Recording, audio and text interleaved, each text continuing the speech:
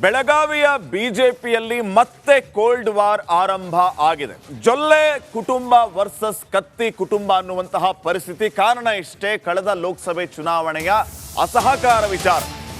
ಅಣ್ಣಾ ಸಾಹೇಬ್ ಜೊಲ್ಲೆ ರಮೇಶ್ ಕತ್ತಿ ವಿರುದ್ಧ ಸಿಡಿದೆದ್ದಿದ್ದಾರೆ. ರಮೇಶ್ ಕತ್ತಿಯ ವಿರುದ್ಧ ಅಣ್ಣಾ ಸಾಹೇಬ್ ಜೊಲ್ಲೆ ಹಲವು ವಿಚಾರಗಳನ್ನು ಇಟ್ಕೊಂಡು ಆರೋಪ ಮಾಡಿದ್ದಾರೆ. ಅದು ಯಾವ ರೀತಿ ಪರಿಣಾಮ ಬೀರಿದೆ ಅನ್ನೋದನ್ನ ಹೇಳ್ತೀವಿ. ಲೋಕಸಭೆ ಚುನಾವಣೆಯಲ್ಲಿ ಅಸಹಕಾರದ ಕಿಚ್ಚು ಮುಂದುವರಿತಾ ಇದೆ. ಬೆಳಗಾವಿಯ ಡಿಸಿಸಿ ಬ್ಯಾಂಕ್ ಅಲ್ಲಿ ಇದೇ ವಿಚಾರ ಕ್ಷಿಪ್ರ ಬೆಳವಣಿಗೆಗೂ ಕಾರಣ ಆಗ್ತಾ ಇದೆ. ಡಿಸಿಸಿ ಬ್ಯಾಂಕ್ ಸಾಮಾನ್ಯ ಸಭೆಯನ್ನ ಬಹಿಷ್ಕಾರ ಮಾಡಿದ್ದಾರೆ. ಅಧ್ಯಕ್ಷರನ್ನೇ ಹೊರಗಿಟ್ಟು ಜೊಲ್ಲೆ ಪ್ರತ್ಯೇಕ ಸಭೆಯನ್ನ ನಡೆಸಿದ್ದಾರೆ. ಈ ಡಿಸಿಸಿ ಬ್ಯಾಂಕ್ಗೆ ಅಧ್ಯಕ್ಷರಾಗಿರೋರೇ ರಮೇಶ್ ಕತ್ತಿ ಅವರು. ಈ ಜೊಲ್ಲೆ ಇವರೆಲ್ಲ ನಿರ್ದೇಶಕರು. ಈಗ ಕತ್ತಿ ಏನು ಅಧ್ಯಕ್ಷರಿದ್ದಾರೆ, ಇವರನ್ನೇ ಹೊರಗಿಟ್ಟು ಇವರು ಸಭೆಯನ್ನ ನಡೆಸಿದ್ದಾರೆ. ಈ ರೀತಿಯ ಮುನಿಸಿಗೆ ಕಾರಣ ಲೋಕಸಭೆ ಚುನಾವಣೆಯಲ್ಲಿ, ಕಳೆದ ಲೋಕಸಭೆ ಚುನಾವಣೆಯಲ್ಲಿ ಪ್ರಿಯಾಂಕಾ ಜಾರಕಿಹೊಳಿ ವಿರುದ್ಧ ಅಣ್ಣಾ ಸಾಹೇಬ್ ಜೊಲ್ಲೆ ಅವರು ಸೋತರು ಚಿಕ್ಕೋಡಿ ಲೋಕಸಭಾ ಕ್ಷೇತ್ರದಿಂದ. ಇವರ ಸಹಕಾರದಿಂದ ಈ ರೀತಿ ಆಯಿತು ಅನ್ನುವಂಥ ನೋವು ಜೊಲ್ಲೆ ಅವರಿಗಿದೆ. ಹೀಗಾಗಿ ಅದರ ಪರಿಣಾಮ ಇಲ್ಲಿಯೂ ಕೂಡ ಮುಂದುವರಿತಾ ಇದೆ. ರಮೇಶ್ ಜಾರಕಿಹೊಳಿ, ಬಾಲಚಂದ್ರ ಜಾರಕಿಹೊಳಿ ನೇತೃತ್ವದಲ್ಲಿ ಸಭೆ ನಡೆದಿದೆ. ಉಪಾಧ್ಯಕ್ಷರು ಸೇರಿ ಈ ಎಲ್ಲ ನಿರ್ದೇಶಕರು ಪ್ರತ್ಯೇಕ ಸಭೆಯನ್ನ ನಡೆಸಿದ್ದಾರೆ ರಮೇಶ್ ಕತ್ತಿ ಅವರನ್ನ ಹೊರಗಿಟ್ಟು. ಈ ಬಗ್ಗೆ ಇನ್ನಷ್ಟು ಮಾಹಿತಿಯನ್ನ ನೀಡ್ತಾರೆ ನಮ್ಮ ಬೆಳಗಾವಿ ಪ್ರತಿನಿಧಿ ಮೈಲಾರಿ ಪಟಾತ್. ಈಗ ನೇರ ಸಂಪರ್ಕದಲ್ಲಿ ಜಾಯಿನ್ ಆಗ್ತಾ ಇದ್ದಾರೆ. ಮೈಲಾರಿ ಪಟಾತ್, ರಮೇಶ್ ಕತ್ತಿ ಇದನ್ನು ಯಾವ ರೀತಿ ನೋಡ್ತಾ ಇದ್ದಾರೆ? ಅವರ ಮಾತುಗಳನ್ನು ನಾವು ಅನೇಕ ಸಾರಿ ಕೇಳಿಸ್ಕೊಂಡಿದ್ದೀವಿ. ಇಂಥವುದಕ್ಕೆಲ್ಲ ನಾನು ಬಗ್ಗವನಲ್ಲ ಅಂತ ಹೇಳ್ತಿರ್ತಾರೆ ಅವರು. ಈಗ ರಮೇಶ್ ಕತ್ತಿ ಅವರನ್ನೇ ಆಚೆ ಇಟ್ಟು ಪ್ರತ್ಯೇಕ ಸಭೆಯನ್ನ ನಡೆಸಿರೋದು, ಇದಕ್ಕೆ ಕಾರಣ ಏನೋದು ಒಂದು, ಅದರ ಜೊತೆಗೆ ಇದನ್ನ ಅವರು ಯಾವ ರೀತಿ ಎದುರಿಸ್ತಾರೆ ಅಂತ.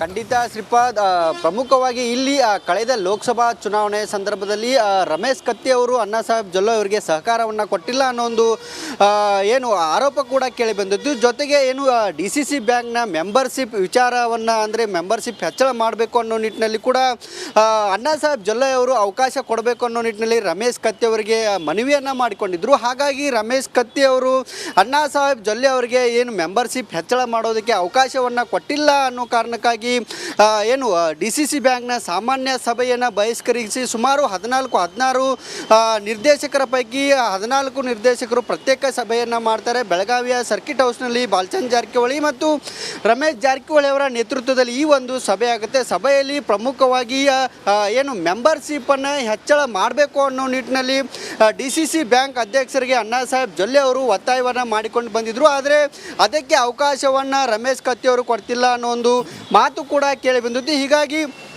ಇನ್ನೂ 1 ವರ್ಷ, ಅಂದರೆ ಮುಂದಿನ 1 ವರ್ಷದ ಅವಧಿಯಲ್ಲಿ ಡಿ ಸಿ ಸಿ ಬ್ಯಾಂಕ್ ಚುನಾವಣೆ ಆಗುತ್ತೆ. ಅದಕ್ಕೂ ಮುಂಚೆ ಕೂಡ ಡಿ ಸಿ ಸಿ ಬ್ಯಾಂಕ್ನ ಸದಸ್ಯರ ನೇಮಕ ಮೆಂಬರ್ಶಿಪ್ ಆಗಬೇಕು. ಅವರು ಅಂದಾಗ ಆ ಚುನಾವಣೆಯಲ್ಲಿ ಭಾಗಿಯಾಗಬೇಕು ಅನ್ನೋ ನಿಟ್ಟಿನಲ್ಲಿ ರೂಲ್ಸ್ ಇದೆ. ಹಾಗಾಗಿ ಈಗ ಅಂದರೆ ಈ ಸಂದರ್ಭದಲ್ಲಿ ಮೆಂಬರ್ಶಿಪ್ಗೆ ಅವಕಾಶವನ್ನು ಕೊಟ್ಟಿದ್ದೆ ಆದರೆ ಅದು ಗೊಂದಲಕ್ಕೆ ಕಾರಣ ಆಗುತ್ತೆ ಅನ್ನೋ ಒಂದು ಕಾರಣ ಇದ್ದರೂ ಕೂಡ ಇದು ಇಬ್ಬರ ನಡುವಿನ ವೈಮನಸ್ಸು. ಅಂದರೆ ಕಳೆದ ಲೋಕಸಭಾ ಚುನಾವಣೆಯಲ್ಲಿ ಇಬ್ಬರ ನಡುವೆ ಸಾಕಷ್ಟು ವೈಮನಸ್ಸಿತ್ತು ಮತ್ತು ಅಣ್ಣಾ ಸಾಹೇಬ್ ಜೊಲ್ಲೆ ಅವರಿಗೆ ಚಿಕ್ಕೋಡಿ ಲೋಕಸಭಾ ಕ್ಷೇತ್ರದಲ್ಲಿ ಕಳೆದ ಲೋಕಸಭಾ ಚುನಾವಣೆ ಸಂದರ್ಭದಲ್ಲಿ ರಮೇಶ್ ಕತ್ತಿ ಅವರು ಏನು ಸಹಕಾರ ಮಾಡಿಲ್ಲ, ತಮ್ಮ ಪ್ರಚಾರದಲ್ಲಿ ಭಾಗಿಯಾಗಿಲ್ಲ ಮತ್ತು ನಮಗೆ ಒಳೆಯೇಟನ್ನು ಕೊಟ್ಟಿದ್ದಾರೆ ಅನ್ನೋ ಒಂದು ಏನು ಮಾಹಿತಿ ಕೂಡ ಇತ್ತು. ಇದರಿಂದ ಆಗಲಿಂದ ಕೂಡ ಈವರೆಗೂ ಕೂಡ ರಮೇಶ್ ಕತ್ತಿ ವಿರುದ್ಧ ಅಣ್ಣಾ ಸಾಹೇಬ್ ಜೊಲ್ಲೆ ಕತ್ತಿಯನ್ನು ಮೈಸಿದ್ದಾರೆ. ಒಂದು ಮೂಲಗಳ ಪ್ರಕಾರ ಈಗಾಗಲೇ ರಮೇಶ್ ಕತ್ತಿ ವಿರುದ್ಧ ಏನು ಕೇಂದ್ರ ಸರ್ಕಾರಕ್ಕೂ ಅಣ್ಣಾ ಸಾಹೇಬ್ ಜೊಲ್ಲೆ ಅವರು ಪತ್ರವನ್ನು ಬರೆದಿದ್ದಾರೆ. ಇಲ್ಲಿ ಸಾಕಷ್ಟು ಭ್ರಷ್ಟಾಚಾರ ಆಗಿದೆ ಅನ್ನೋ ಒಂದು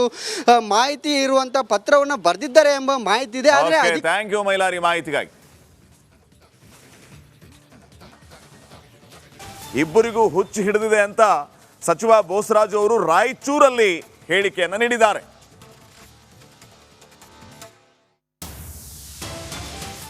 ಹುಚ್ಚು ಹಿಡಿದಂಗೆ ಹಿಡಿದು ಏನು ಬೇಕೋ ಅದನ್ನು ಮಾತಾಡ್ತಾ ಇದ್ದಾರೆ. ಈಗ ಅವ್ರ ಮೇಲೆ 50 ಕೋಟಿ ಲಂಚ ಕೇಳಿದ್ರೆ ಅಂತೇಳಿ ನೇರವಾಗಿ ರೆಕಾರ್ಡ್ ಮಾಡಿ ಪೊಲೀಸ್ ಕೇಸ್ ಮಾಡಿ FIR ಮಾಡಿದ್ದಾರೆ. ಅದಕ್ಕೆ ಏನು ಉತ್ತರ ಕೊಡ್ತಾರೆ? ಅಶೋಕ್ ಅವ್ರ ಮೇಲೆ ಕೇಸ್ ಆಗಿ FIR ಆಗಿದೆ, ಏನು ಉತ್ತರ ಕೊಡ್ತಾರೆ? ಯಡಿಯೂರಪ್ಪರ ಮೇಲಂತೂ 100 ಕೇಸ್ ಇದಾವೆ, ಏನು ಉತ್ತರ ಕೊಡ್ತಾರೆ? ಅವ್ರದೇ ಪಕ್ಷದವರು ಯತ್ನಾಳ್ ಅವರು, ಮಾಜಿ ಕೇಂದ್ರ ಸಚಿವರು BJP ಸರ್ಕಾರದಲ್ಲಿ, ಅವರೇ ಕ್ಲಿಯರ್ ಆಗಿ ಅನೇಕ ಬಾರಿ ಹೇಳಿದರು. ಈಗ ಮತ್ತೆ ಪುನಃ ವಿಚಾರ ಮಾಡಿದರು. ನಾವು ನಮ್ಮ ಪಕ್ಷದಲ್ಲಿ ಕೆಲವರು ಭ್ರಷ್ಟಾಚಾರದಿಂದ ಪಡೆದಿರ್ತಕ್ಕಂಥ 1,000 ಕೋಟಿ ರೂಪಾಯಿ ಇಟ್ಕೊಂತಾರೆ. ಈ ಸರ್ಕಾರನ ತೆಗೆದು ಅವರು ಮುಖ್ಯಮಂತ್ರಿ ಆಗಬೇಕಂತ ಪ್ರಯತ್ನ ಮಾಡ್ತಾ ಇದ್ದಾರೆ ನಮ್ಮ ಪಕ್ಷದವರು ಅಂತೇಳಿ ಅವರೇ ಸ್ವತಃ BJP ನಾಯಕರೇ ಹೇಳ್ತಾರೆ ಇವರು. ಇದಕ್ಕೆ ಹೆಚ್ಚಿನ ಅದಕ್ಕೆ ಉತ್ತರ ಕೊಡಬೇಕಲ್ಲ. ಕುಮಾರಸ್ವಾಮಿ ಅವರು, ವಿಜಯೇಂದ್ರವರು, ನಮ್ಮ ಯಡಿಯೂರಪ್ಪನವರು, ಅಶೋಕ್ ಅವರು ಅದಕ್ಕೆ ಯಾವುದೇ ಉತ್ತರ ಕೊಡೋಂಗಿಲ್ಲ. ಅವ್ರ ಹೈಕಮಾಂಡ್ನವರು ಅಮಿತ್ ಶಾ ಅವರು, ಮೋದಿಯವರು ಸಹಿತ ಅದ್ರ ಬಗ್ಗೆ ಏನು ಮಾತಾಡ್ತಾ ಇಲ್ಲ. ಹುಚ್ಚಿಡ್ದಂಗೆ ಹೊಡೆದು ಏನು ಬೇಕೋ ಅದನ್ನು ಮಾತಾಡ್ತಾ ಇದ್ದಾರೆ. ಈಗ ಅವ್ರ ಮೇಲೆ 50 ಕೋಟಿ ಲಂಚ ಕೇಳಿದ್ರು ಅಂತೇಳಿ ನೇರವಾಗಿ ರೆಕಾರ್ಡ್ ಮಾಡಿ ಪೊಲೀಸ್ ಕೇಸ್ ಮಾಡಿ FIR ಮಾಡಿದ್ದಾರೆ. ಅದಕ್ಕೆ ಏನು ಉತ್ತರ ಕೊಡ್ತಾರೆ? ಅಶೋಕ್ ಅವ್ರ ಮೇಲೆ ಕೇಸ್ ಆಗಿ FIR ಆಗಿದೆ, ಏನು ಉತ್ತರ ಕೊಡ್ತಾರೆ?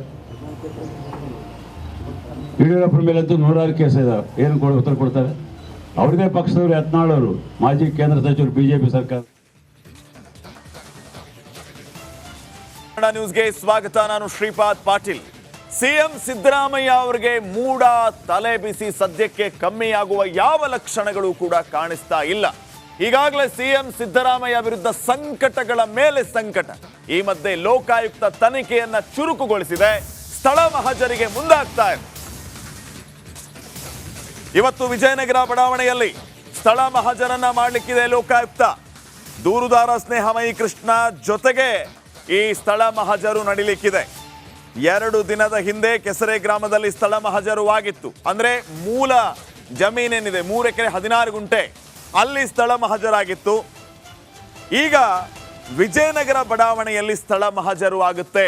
ಪರ್ಯಾಯ ನಿವೇಶನ ಪಡೆದಂತಹ ಜಾಗ, 14 ಸೈಟ್ಗಳನ್ನು ಪಡೆದಿದ್ದ ಜಾಗ, ಇಲ್ಲಿ ಸ್ಥಳ ಮಹಜರಾಗುತ್ತೆ. ದೂರುದಾರ ಸ್ನೇಹಮಯಿ ಕೃಷ್ಣ ಜೊತೆಗೆ ಈ ಮಹಜರು ನಡೆಯುತ್ತೆ.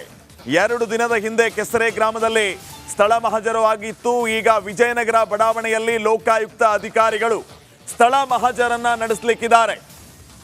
ವಿಜಯನಗರ ಬಡಾವಣೆಯಲ್ಲಿ ಈ ಸ್ಥಳ ಮಹಜರು ಆಗುತ್ತೆ. ದೂರುದಾರ ಸ್ನೇಹಮಯಿ ಕೃಷ್ಣ ಅವರ ಜೊತೆಗೇನೆ ಈ ಸ್ಥಳ ಮಹಜರು ಪ್ರಕ್ರಿಯೆ ನಡೆಯುತ್ತೆ.